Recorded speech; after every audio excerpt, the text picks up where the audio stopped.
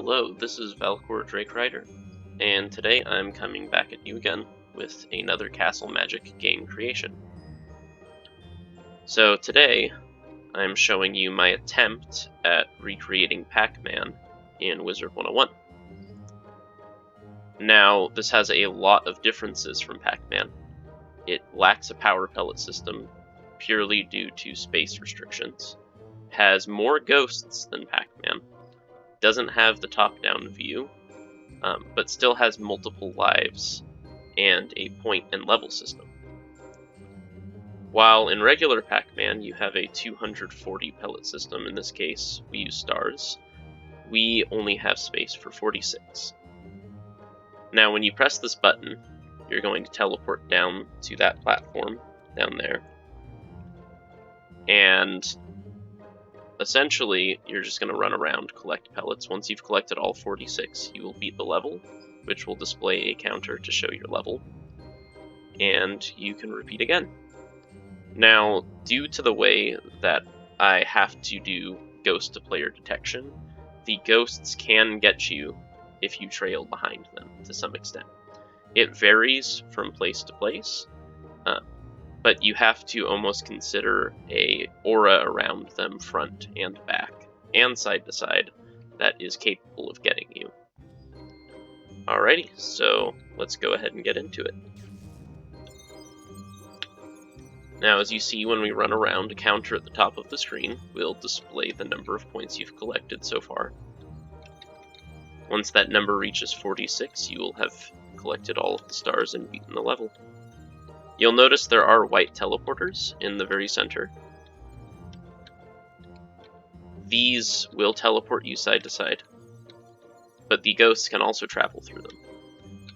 And they are actually quite a terrifying addition, because if you are not paying attention to the opposite side as you run through, they can teleport straight on top of you and get you instantly. Now, if I go ahead and I just stand here, oh, that wasn't quite close enough. See, I was slightly behind the ghost and it still got me. But I can also go in front of where it will be, and you can see each time I also lost a heart, which represents one of my extra lives.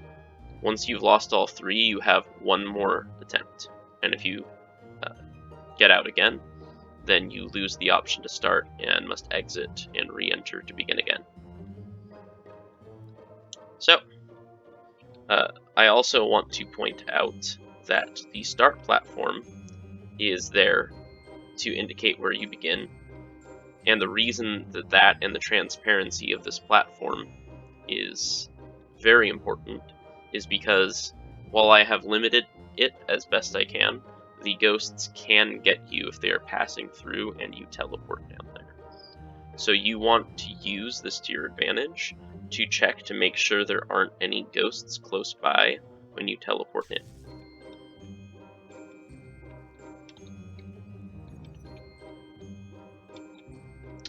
As you can see there, I wasn't paying attention to the ghost behind me as I crossed the middle path.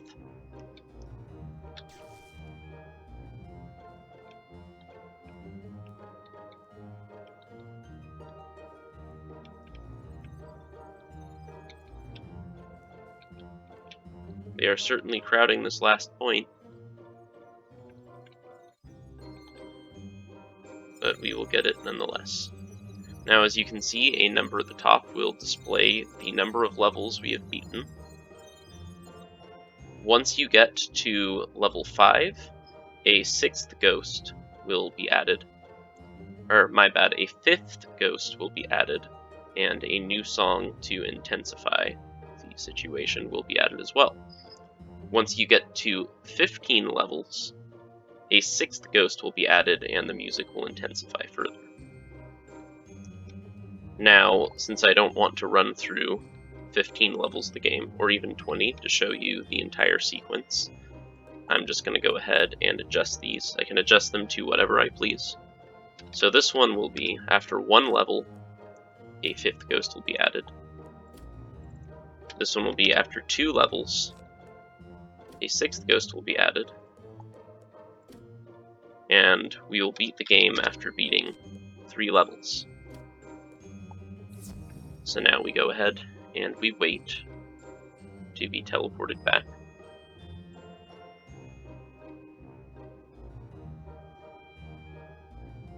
And we can go ahead and start.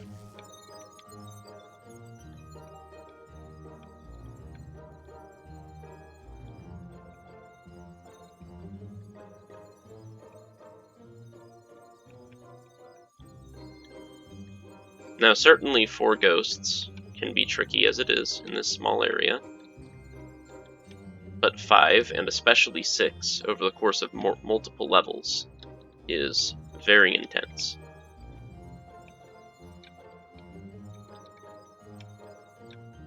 And while I will certainly not claim that this game is perfect, and to say that you can make a perfect game of Pac-Man and Wizard101 is certainly untrue in its current state,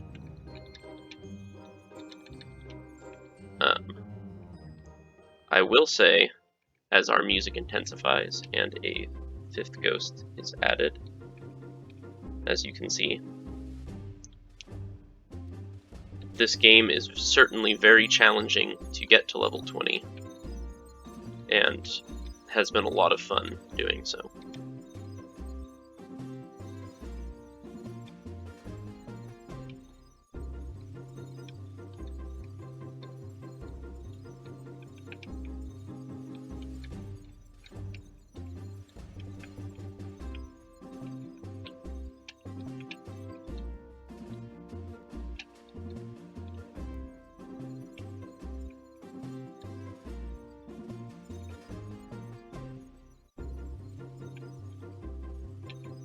Now, while the breadcrumb trails are all linked and are randomized throughout the maze, I did add extra unnecessary pathing between breadcrumbs at the end of straightaways. So the ghosts are slightly more likely to pick a straightaway path when they have the option. However, since it is random, there is also the possibility of the ghosts going back and forth between 2 points over and over again. So you see our music now finally intensifies. This is what would normally happen at level 15. And as you can see, another 6th ghost is teleported in, making this all the more scary. It's particularly difficult when all 6 crowd one side.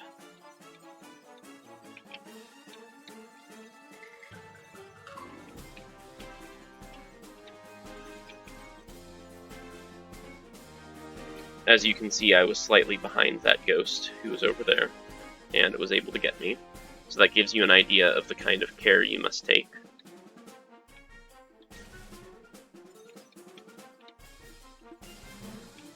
Now, fortunately,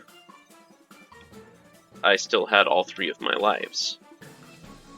However, if you're playing this normally, by the time you have hit level 15 or higher, to have 6 ghosts such as this, you most likely have already lost a life or 2. And so the loss of yet another life is very detrimental at this point in the game. And yet so much easier to lose now that the difficulty has increased. Now, as you can see, when we win, we get a nice little trophy effect. Our enter button, due to some of the specifics, has now sunk, so you cannot use it yet again. And our sign has disappeared, leaving you only to exit. So, essentially, that is the gist of the game. So, now we can look a little bit at the castle magic. You can see I'm using the full 350 out of 350, or rather 450 out of 450 space when you include extra castle magic space. Because of this lack of space and the density that is used in the modules for detection, I was very limited in how I was able to use castle magic to affect side attributes of the game. So, for example, the transparency of the platform, of the sign of the platform down there, are all controlled by the reflector and reflector and sequence that teleports you back up here. So as you can see, even though this isn't triggered by a magic start detector or a 1-second magic timer, it is very much involved in environmental changes as well as the actual game.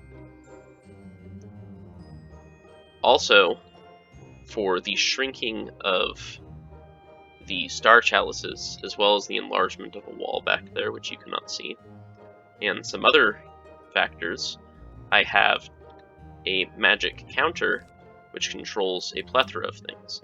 It's going to know when to teleport the player at the beginning. The reason it cannot do so instantly is because, as it turns out, a player must be loaded into a zone for at least 10 seconds before the game will teleport that player anywhere using castle magic.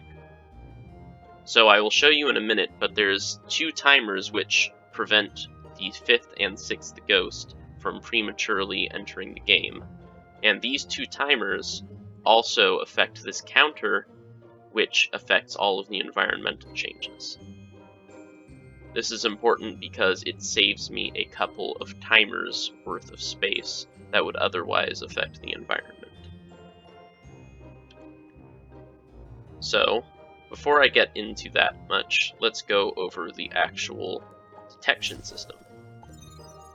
So, other than this spot, which does not contain a point because you begin at it, each detection system has 7 items. It has your star chalice, it has a room detector and an item detector, or instead of a room detector, it has a player detector, as you can see. And then each one also has a magic counter, a magic computer, and 1 reflector for each detector. Now, essentially what's happening here is this detector will trigger this reflector. This reflector will remove signals from the computer's signal 1 from the computer surrounding it, and will add signal 1 to its own computer. The item detectors do the same, except with signal 2.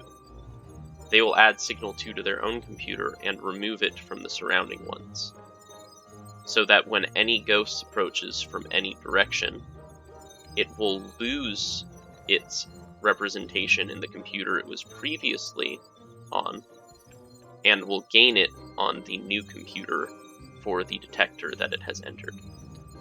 So when both the player and the ghost occupy the same detector space, signal 1 and 2 will be present in this computer, and will activate our above reflector, which we cannot see, to teleport the player back to the top, and remove a life. Now, the other thing that happens here that pertains to the chalice is when you activate the room detector, it's going to add 1 to its own counter. Each counter, when equaling 1, and only when equaling 1, will add 1 to the point counter. This is important because if you just had the reflector add 1 to the point counter, you could keep entering and re-entering the same detector system, and it would keep adding points.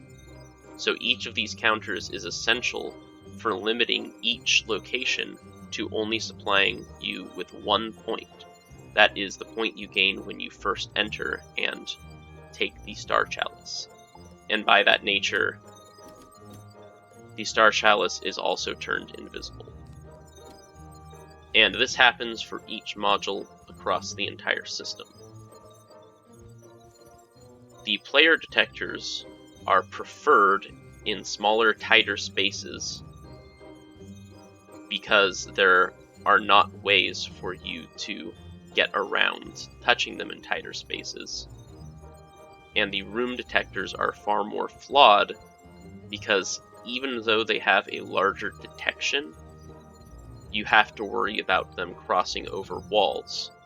In order to prevent them crossing over walls, there are going to be small gaps in their detection, which means that if you take the exact right path, sometimes it is possible to avoid losing the signal of a previous computer. This is very problematic, and is why I switched to using as many player detectors as possible, because when you have a lingering signal that was bypassed, you could be in any section of the maze, and if a ghost came by the one that you bypassed, they would teleport you to the top and you'd lose a life, appearing to catch you at random. So fortunately, this is a very, very rare occurrence now, whereas it was once much more common and very frustrating. That is essentially the detection system. There isn't much more to it than that, other than it takes an absurd amount of space at 7 per each and 46 or 46 and a half total.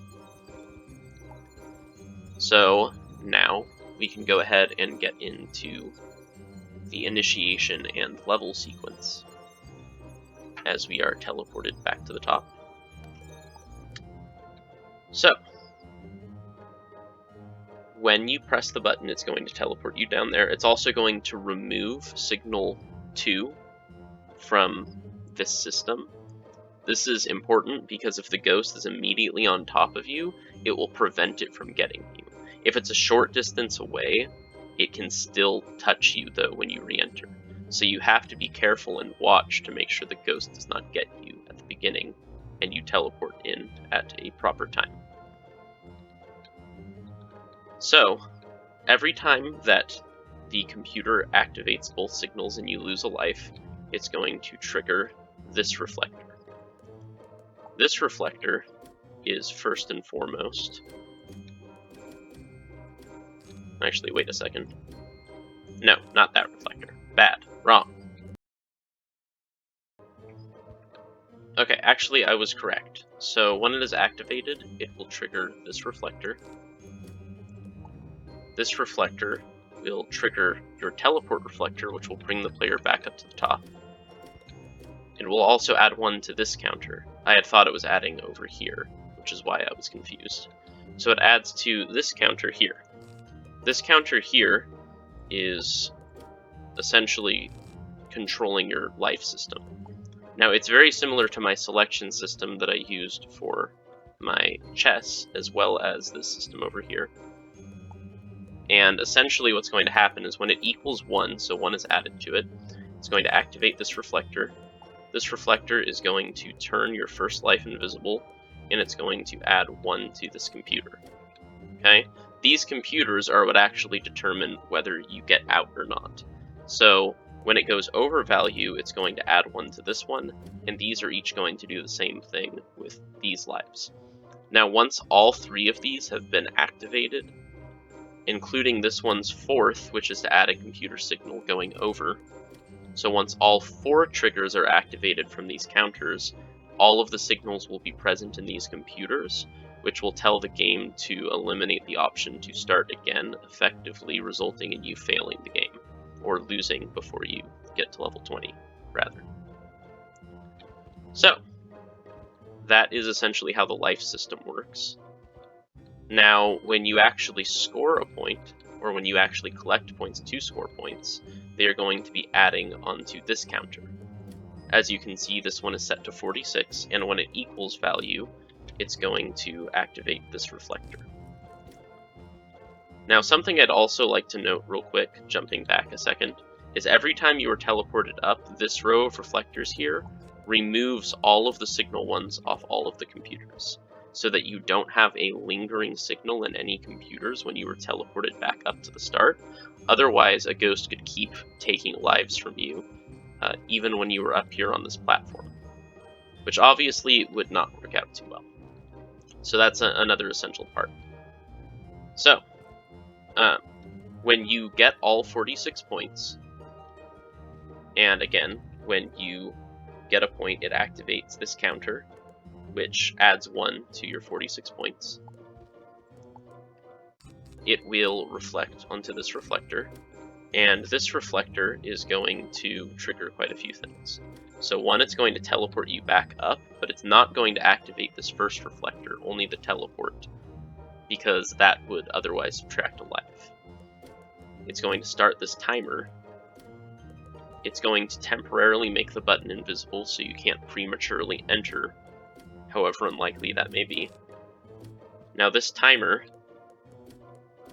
when the on timer ends and each are set to 1 second, it's going to activate the next reflector chain. This reflector chain is going to set all of the magic counters to 0. When each magic counter is less than value, it's going to make their star chalice that they pertain to each visible. This is a great way to save space. The other thing that it is going to do is it is going to add 1 to a few other counters. Or rather, to 2 other counters. It's going to add 1 to your total score counter for the level that you were on, and it's going to add 1 to this counter to determine when to let the other ghosts in. Now, once you have scored, or once you have reached level 20, and this equals to level 20, we'll set it back up to what it's supposed to be.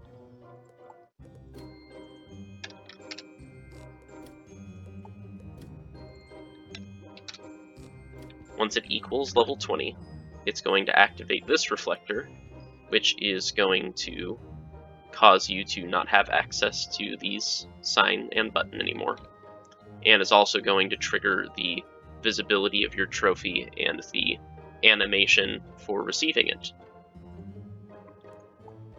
And essentially that is the full system. Real quick, I will go ahead and I'll show you what the ghost withholding system is. This is also where I store the music that is being played. Now essentially these 2 ghosts want to get to this breadcrumb. This breadcrumb will teleport them straight into the maze. Okay? However, both of these timers are preventing them from doing so by teleporting them back. As you can see, they're set to some very specific seconds.